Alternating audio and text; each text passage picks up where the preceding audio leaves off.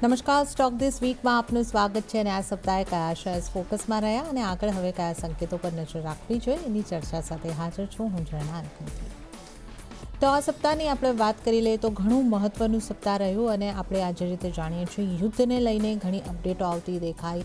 ટ્રમ્પનું સૌથી પહેલાં આ સપ્તાહ દરમિયાન નિવેદન આવ્યું કે ઈરાને ડીલ કરવામાં મોડી કરી દીધું છે અને સપ્તાહના અંત સુધીમાં યુદ્ધ શાંતિની વાતો પણ અહીંયા આગળથી આવી ગઈ છે અને એને કારણે સપ્તાહના અંતિમ દિવસે આપણે જોઈએ તો બજારમાં સારી રિકવરી આવતી જોવા મળી છે. ત્યારે સાપ્તાહિક પરફોર્મન્સ બજારનું કેવું રહ્યું છે એ અંગેની જો આપણે અહીંયા આગળથી ખાસ ચર્ચા કરી લઈએ તો સેન્સેક્સમાં 1.73% મજબૂતી સાથેનું ક્લોઝિંગ બનતું જોવા મળ્યું. 75,527 ઉપર સેન્સેક્સ બંધ થયું છે.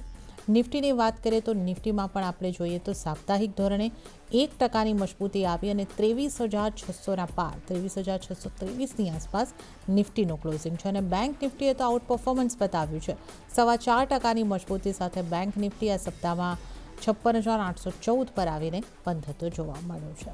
હવે બ્રોડર માર્કેટ મિડ કેપ અને સ્મોલ કેપનું પરફોર્મન્સ કેવું રહ્યું આ સપ્તાહમાં એની પણ વાત કરી લઈએ. ત્યાં પણ આપણને પોઝિટિવિટી સારી એવી રહેતી જોવા મળી છે સપ્તાહના અંતિમ દિવસે અને સાપ્તાહિક દિવસે જો સાપ્તાહિક પર ધોરણે જોઈએ તો 60,768 ઉપર મિડ કેપનું ક્લોઝિંગ એટલે ફ્લેટ ટુ પોઝિટિવ સાપ્તાહિક ધોરણે ક્લોઝિંગ અને જો આપણે વાત કરીએ સ્મોલ કેપની તો 0.5% મજબૂતી સાથે સાપ્તાહિક ક્લોઝિંગ થતું જોવા મળ્યું છે.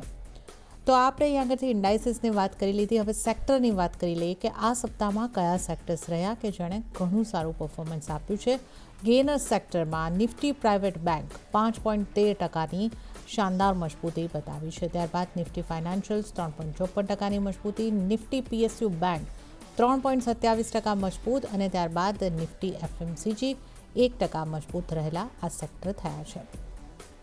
લાલ નિશાનમાં કયા સેક્ટર્સ બંધ થયા, કયા સેક્ટર રહ્યા કે જેણે દબાણ બનાવ્યું છે એને જોઈ લઈશું. તો નિફ્ટી આઈટીમાં 4%નું ભારી દબાણ બન્યું છે. સીપીએસસીમાં 3.21%નું દબાણ, નિફ્ટી એનર્જીમાં 3.25%નું દબાણ અને નિફ્ટી મેટલમાં પણ લગભગ 3.25%નું દબાણ બનતું જોવા મળ્યું છે. તો આ સપ્તાહના ઘટનારા સેક્ટર્સ અહીંયા આગળથી બની રહ્યા છે. હવે આવી જઈએ સ્ટોક્સ પર. તો આ સપ્તાહના ટોપ ગેનર સ્ટોક જોઈ લઈએ. બેંક્સમાંથી આપણને 4માંથી 3 ટોપ ગેનર સ્ટોક દેખાઈ રહ્યા છે. Kotak Mahindra Bank top gainer 6.85%ની સાપ્તાહિક મજબૂતી, એક્સિસ બેંક 6.60%ની મજબૂતી, આઈસીઆઈસીઆઈ બેંક 6.25%ની મજબૂતી અને ઇન્ટરગ્લોબ એવિએશન એટલે કે ઇન્ડિગોના 5%ની શાનદાર મજબૂતી આ સપ્તાહમાં નોંધાતી જોવા મળી છે. લાલ નિશાનમાં બંધ થનારા ટોપ લૂઝર આ સપ્તાહના સ્ટોક્સ કયા રહ્યા? વિપ્રો 9%નું ભારી દબાણ, ઓએનજીસીમાં 7%નું દબાણ, ઇન્ફોસિસમાં 0.7%નું દબાણ અને હિન્દાલ્કોમાં 6.5% દબાણ બનતા આપણે જોઈ શકીએ છીએ. તો આ ટોપ ગેનર્સ ટોપ લૂઝર સ્ટોક્સ પણ જોઈ લીધા અને હવે આપણે આવતા સપ્તાહની તૈયારી કેવી રીતે કરવાની છે એની ચર્ચા કરીશું. આ માટે આપણી સાથે આનંદ રાઠી શહેરના જીગર પટેલ જોડાઈ ગયા છે. જીગરજી, સ્વાગત છે આપનું સીએનબીસી બજાર પર. અને આપણે જે રીતે જોયું છે કે શુક્રવારના દિવસે એક સારી ખબરથી માર્કેટના સેન્ટિમેન્ટ બદલાતા દેખાયા. માર્કેટમાં શુક્રવારે એક સારી તેજી, સારી રિકવરી સાથેનું ક્લોઝિંગ આવ્યું અને સાપ્તાહિક ધોરણે પણ આપણે મજબૂતી તરફનું ક્લોઝિંગ અહીંયા આગળથી જોઈ રહ્યા છે. તો નિફ્ટી જે 23,622 પર બંધ થયો છે, 623 જેવા છે, 23,623 સુધી પહોંચી ચૂક્યો છે. કઈ રીતે આપ જોઈ રહ્યા છો નિફ્ટીને? હવે આપણે આગળ નિફ્ટીની ચાલ કેવી રીતે દેખાઈ શકે? આ પોઝિટિવિટી કેટલી યથાવત રહી શકે? નિફ્ટીની અંદર અગેન અપાર્ટ ફ્રોમ અગર આજનો દિવસ જોઈએ તો મોસ્ટલી આપણે જે સ્ટાર્ટ ઓફ ધ વીક હતું મંડે થી લઈને થર્સડે સુધી એક સાઇડવેઝ મોમેન્ટમ જ જોયું હતું.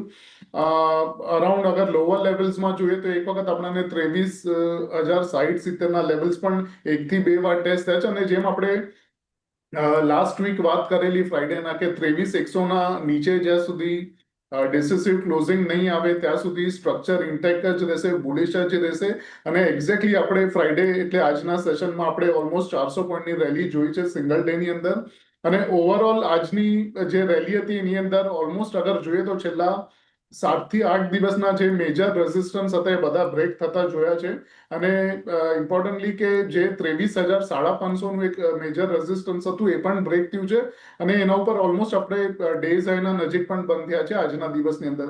એટલે નિફ્ટીની અંદર જે સ્ટ્રક્ચર છે એ હજી પણ આપણને સ્ટ્રોંગ થતું જોવા મળી રહ્યું છે. એટલે બાય કરવાની જ સલાહ રહેશે. નિફ્ટીમાં સિંગલ ડેમાં 450-500 પોઈન્ટ જેટલી રેલી છે, એટલે મે બી મંડે ટ્યુઝડે એકાદા 100-150 પોઈન્ટ પુલબેક જોવા મળી શકે છે. એટલે બાય ઓન ડિપ કરવાની જ સ્ટ્રેટેજી રહેશે. 23,600 થી લઈને 23,400 ના ઝોનમાં મળે છે તો બાય કરવાની સલાહ રહેશે. 23,200 ના નીચે ક્લોઝિંગ બેસિસ ઉપર આપણે એક સ્ટોપ લોસ રાખશું અને પહેલો ટાર્ગેટ રહેશે 24,000 નો, બીજો રહેશે 24,100 નો નિફ્ટીની અંદર. અને સપોર્ટ અને રેઝિસ્ટન્સની વાત કરીએ તો મેજર સૌથી પહેલો સપોર્ટ અત્યારના 23,300 રહેશે. એના પછી જે લાસ્ટ વીકનો હતો 23,101 મેજર સપોર્ટ છે. આ બે મેજર સપોર્ટ છે. અને ઓવરઓલ 24,000 ને 24,100 એ મને મોટા રેઝિસ્ટન્સ અત્યારના જોવામાં દેખાય છે નિફ્ટીના ચાર્ટ ઉપર. અને બેંક નિફ્ટીની વાત કરીએ, જે રીતે નિફ્ટીનું અગર આપણે છેલ્લા 7-8 દિવસથી પરફોર્મન્સ જોઈએ તો એક આજના દિવસને છોડીને અવરલી ચાર્ટ ઉપર એક નેગેટિવ ને લોવર લો સ્ટ્રક્ચર હતું. ઓવરઓલ બેંક નિફ્ટી જોઈએ તો પણ બેંક નિફ્ટી છેલ્લા 8-10 દિવસની અંદર અગર આપણે જોઈએ તો એક સારું એકદમ ઓલમોસ્ટ અપ્રોક્સિમેટલી અગર ઇન ટર્મ્સ ઓફ પર્સન્ટેજ અને પોઈન્ટ્સમાં જોઈએ 3,800 સુધીના આપણે પરફોર્મન્સ જોયું છે. 53,000 થી લઈને ઓલમોસ્ટ આપણાને 57 ના લેવલ આજે જોવા મળી શકત, પણ ખાલી 100 પોઈન્ટથી મિસ થઈ ગયા. એટલે આની અંદર બુલિશ જે સ્ટ્રક્ચર છે કન્ટિન્યુ જ રહેશે. બટ ફરક ખાલી એટલો છે કે ડ્યુરિંગ ધ વીક એક વખત આપણે 1,200 પોઈન્ટની રેલી જોઈ, આજે 1,500-1,600 પોઈન્ટની જોઈ. તો એટલે એટલીસ્ટ 600 થી 800 પોઈન્ટનું અગર કરેક્શન આવે છે નેક્સ્ટ વીક બેંક નિફ્ટીની અંદર, જે મને એક્સપેક્ટેડ છે કદાચ આવી શકે છે, તો બાય ઓન ડિપ કરવાની સ્ટ્રેટેજી રહેશે બેંક નિફ્ટીમાં. સમવેર નિયર 52,200-300 ના ઝોનમાં બાય કરવાની સલાહ રહેશે. સ્ટોપ લોસ 55,500 ના નીચે રહેશે. અને ઓવરઓલ આપણે ઉપર 57,800-900 ના એક ટાર્ગેટ જોઈ શકશું બેંક નિફ્ટીની અંદર. ઓકે, તો અહીંયા આગળથી આપણને જે નિફ્ટી અને બેંક નિફ્ટી ઉપર સલાહ મળી રહી છે જીગર પટેલજી તરફથી કે બાય ઓન ડિપ્સ કરીને ચાલી શકો છો. તો નિફ્ટીની સૌથી પહેલાં વાત કરી લઈએ. બાય ઓન ડિપ્સની સલાહ બની રહી છે. 23,600 23,400ની આસપાસના નીચેની તરફના લેવલ મળે છે. બાય કરીને ચાલો. ટાર્ગેટ 57,800 સુધી, માફ કરશો, આ બેંક નિફ્ટીના બોલાઈ ગયા છે. 24,100ના આ ટાર્ગેટ અહીંયા આગળથી બની શકે છે અને સ્ટોપ લોસ 23,200નો બની શકે છે. તો રિપીટ કરું છું, બાય ઓન ડિપ્સ 23,400-600 થી 24,000ના ટાર્ગેટ અને સ્ટોપ લોસ જે છે એ 23,200નો રાખવાનો રહેશે. અને હવે બેંક નિફ્ટીની વાત કરી લઈએ. ખરીદી કરીને ચાલવાની સલાહ, બાય ઓન ડિપની સલાહ અહીંયા પણ 57,800 57,900ના ટાર્ગેટ માટે અને 55,500નો સ્ટોપ લોસ અહીંયા આગળથી ધ્યાને રાખીને ચાલો. તો નિફ્ટી બેંક નિફ્ટી બંને પર ઘટાડે ખરીદી કરીને ચાલવાની સલાહ અહીંયા આગળથી બની રહી છે. ત્યારે જ આપણે હવે ખાસ કરીને જે જીગરજીની સ્ટ્રેટેજી તો જાણી લીધી છે. અન્ય નિષ્ણાતો નિફ્ટી માટે કેવી સ્ટ્રેટેજી જણાવી રહ્યા છે એ જોઈ લઈશું. યસ સિક્યોરિટીઝના અમિત ત્રિવેદીની સલાહ નિફ્ટી ફ્યુચરને બાય કરીને ચાલવાની બની રહી છે. 23,650ની આસપાસથી ટાર્ગેટ 23,900, સ્ટોપ લોસ 23,540ના રાખવાની આ સલાહ યસ સિક્યોરિટીઝના અમિત ત્રિવેદી તરફથી. ત્યારબાદ આપણે જોઈ લઈએ બોનાન્ઝા પોર્ટફોલિયોના વિરાટ જગડની સલાહ ઉપર. વિરાટજીએ નિફ્ટીને બાય કરીને ચાલવાની સલાહ આપી છે. ટાર્ગેટ તેઓ જોઈ રહ્યા છે 23,800નો, 23,500નો સ્ટોપ લોસ રાખવાની સલાહ બોનાન્ઝા પોર્ટફોલિયોના વિરાટ જગડ તરફથી. તો બધા નિષ્ણાતોની સ્ટ્રેટેજી બાય તરફની આગળથી બનતી જોવા મળી રહી છે. તો પૂરેપૂરી આશા રાખીએ કે સોમવારે પણ બજારની મજબૂતી આગળ વધે, યથાવત રીતે આગળ વધી શકે. ત્યારે જ હવે જીગરજી સાથે આપણે સ્ટોક સ્પેસિફિક ચર્ચાની શરૂઆત કરીશું. આજે તો જીગરજી બેંક્સથી જ શરૂઆત કરીએ.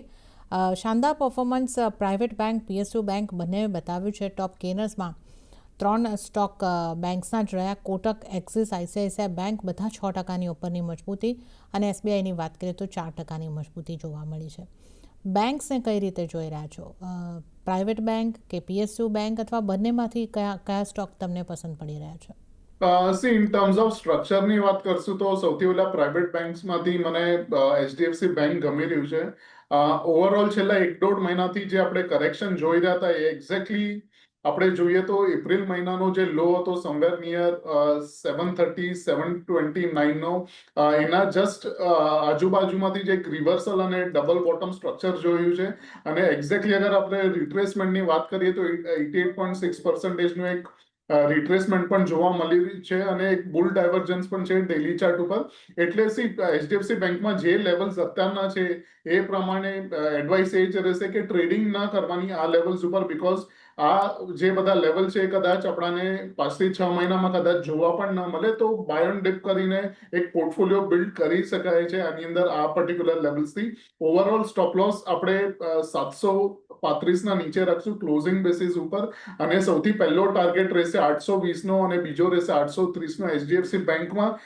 સેકન્ડ જે છે આઈસીઆઈસીઆઈ બેંક છે. આઈસીઆઈસીઆઈ બેંક કમ્પેરેટિવલી વધારે ચાલી ગયું છે એચડીએફસી બેંક કરતા, અને એક પોઝિટિવ વસ્તુ એ છે કે જે 1300 નું લેવલ હતું, 1300 અને 1290 નું લેવલ એ પ્રીવિયસ મેજર સ્વિંગ હાઈ હતા, અને ગઈકાલના સેશનમાં આપણે એક વોલ્યુમ સર્જ સાથે આની અંદર એક ઓવરઓલ બ્રેકઆઉટ જોયો છે, એટલે 1340 નું ક્લોઝિંગ હમણાં દેખાડે છે.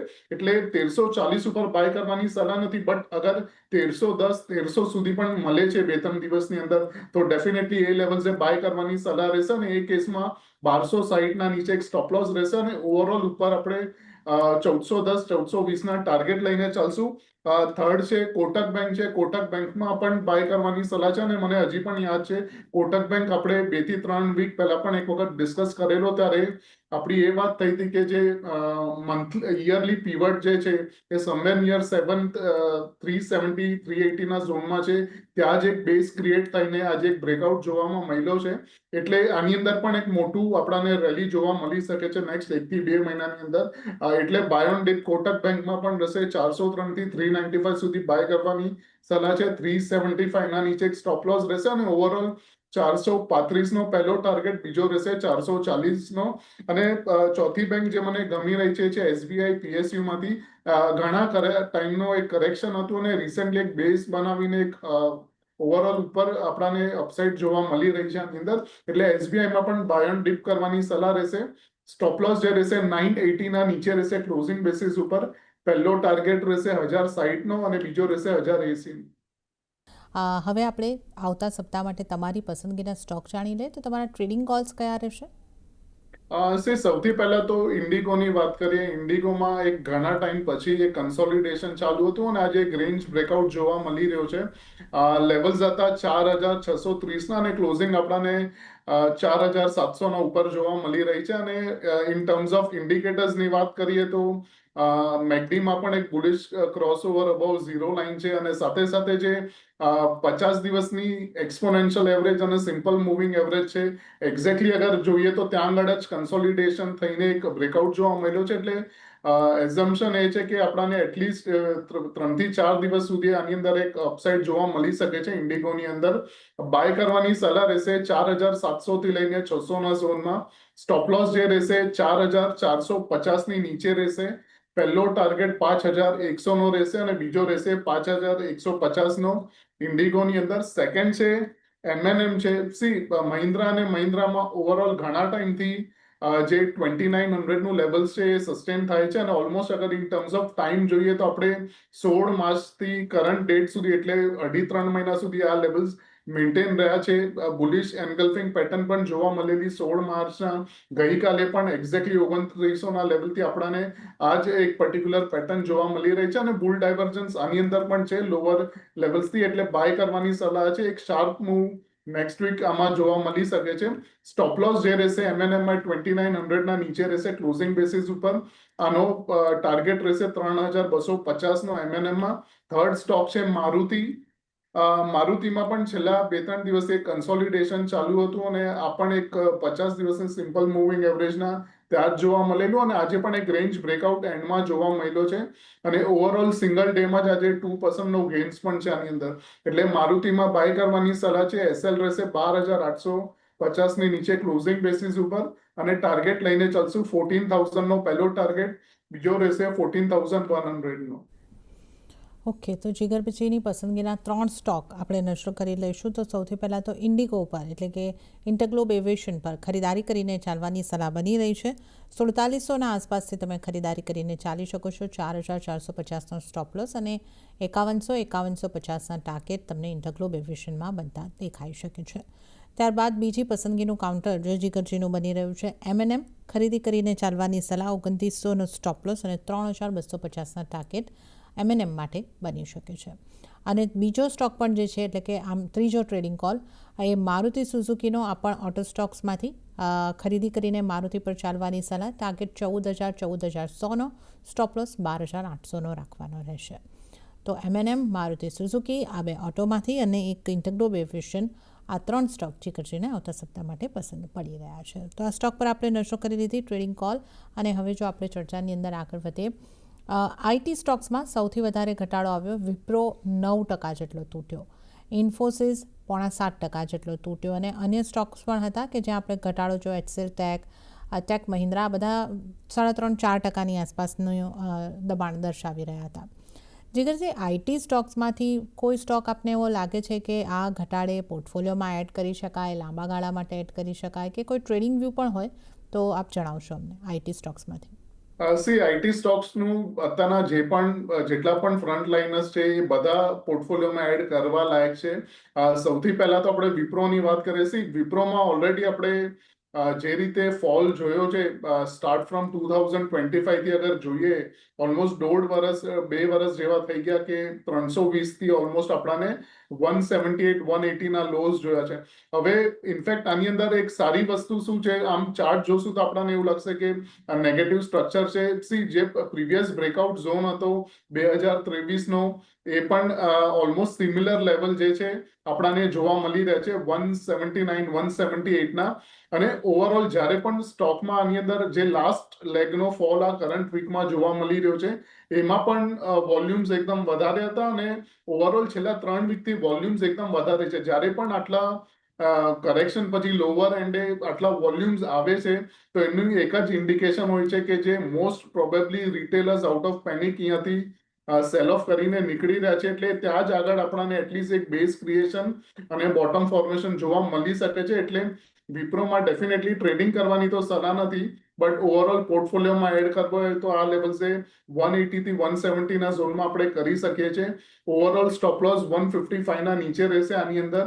અને પહેલો જે મને ઇમિડિયેટ ટાર્ગેટ લાગે છે 1-1.5 મહિનાની અંદર એ 212-215 જેટલો લાગે છે અને એ સસ્ટેન થશે તો 230-240 સુધીના લેવલ્સ પણ જોવા મળી શકે છે. સેકન્ડ સ્ટોક છે TCS. TCSમાં પણ મોસ્ટ પ્રોબેબલી અત્યારના જે ફાઇનલ લેગની જેમ આપણે વિપ્રોમાં વાત કરી એ જ વસ્તુ આપણે આમાં પણ જોઈ રહ્યા છે. પ્રીવિયસ બ્રેકઆઉટ ઝોન જે 2019નો હતો સમવેર નિયર 2200-2300, અત્યારના આપણે એની નીચે સ્લાઇટલી ટ્રેડ કરી રહ્યા છે. અગેન હાઈએસ્ટ વોલ્યુમ આ જ પર્ટિક્યુલર વીકમાં અને લાસ્ટ વીકમાં જોવા મળેલા. અને આ વોલ્યુમની જેની વાત કરીએ છીએ એટલો હાઈએસ્ટ વોલ્યુમ આપણાને ખાલી 2020 સપ્ટેમ્બરમાં જોવા મળેલો જ્યારે બ્રેકઆઉટ હતો જે 2200 ને 2300 ના લેવલ છે ત્યાં આગળથી. એટલે most probably retailers out of panic અહીંયાથી નીકળી રહ્યા છે. આ જ એક ઇન્ડિકેશન આમાં જોવા મળી રહ્યું છે. એટલે TCS બાય કરવાની સલાહ રહેશે. કરંટ ભાવેથી 2000 ના નીચે એક સ્ટોપ લોસ રહેશે. સૌથી પહેલો ટાર્ગેટ જે મને 1.5-2 મહિનાની અંદર લાગે છે એ 2500 થી 2600 છે. અને ઓવરઓલ એ ક્લિયર આઉટ થાય છે તો પછી આપણને 2800 સુધીના પણ લેવલ્સ જોવા મળી શકે છે TCS. ઓકે, તો TCS અને વિપ્રો આ બંનેને તમે પોર્ટફોલિયોમાં એડ કરીને ચાલી શકો છો. ટ્રેડિંગની સલાહ નથી. 1 થી 1.5 મહિના માટે એટલીસ્ટ તમે જો ઘટાડેના ભાવે ખરીદી કરીને ચાલી શકો છો. તો વાત કરી લઈએ વિપ્રોની, તો 180 પર બાય કરી શકો છો. 155નો સ્ટોપ લોસ અને 215 અને ત્યારબાદ 240ના ટાર્ગેટ આમાં બની શકે છે. અને TCS માટે પણ ખરીદારી કરવાની સલાહ. 2000નો સ્ટોપ લોસ અને 2500થી લઈને 2800 સુધીના ટાર્ગેટ તમને TCSમાં 1-1.5 મહિનામાં જોવા મળી શકે છે. તો આપણે આઈટી સ્ટોક્સની અહીંયા આગળથી વાત કરી છે. દબાણ તરફ મેટલ સ્ટોક પણ રહ્યા અને એમાં હિન્દાલ્કોમાં 6.5% જેવું સાપ્તાહિક ધોરણે દબાણ બન્યું. હિન્દાલ્કોના ચાર્ટ તમને જીગરજી કેવા લાગે છે અને આ ઉપરાંત કોઈ મેટલ રિલેટેડ કાઉન્ટર ઉપર આપની કોઈ સલાહ બનશે? મેટલ્સમાં તો મોસ્ટલી જે પણ સ્ટોક છે એની અંદર ટોપ આઉટ આપણે એક્સપેક્ટેડ જ હતું અને એક્ઝેક્ટલી હિન્ડાલ્કોની અંદર સેલિંગ પણ ત્યાંથી જ આવી છે. બટ હિન્ડાલ્કોની અંદર અગેન સેલિંગ આવી છે, બટ ઓવરઓલ જે 50 દિવસની સિમ્પલ મૂવિંગ એવરેજ છે હજી પણ રાઇઝિંગ જોવા મળી રહી છે. એટલે એક બાઉન્સ આમાં ડેફિનેટલી હિન્ડાલ્કોમાં જોવા મળી શકે છે નેક્સ્ટ 3 થી 4 દિવસની અંદર. એટલે 1020ની સમવેર નિયર ક્લોઝિંગ છે. એટલે 1000 ને 1020માં આપણે બાઇંગ કરવાની સલાહ છે.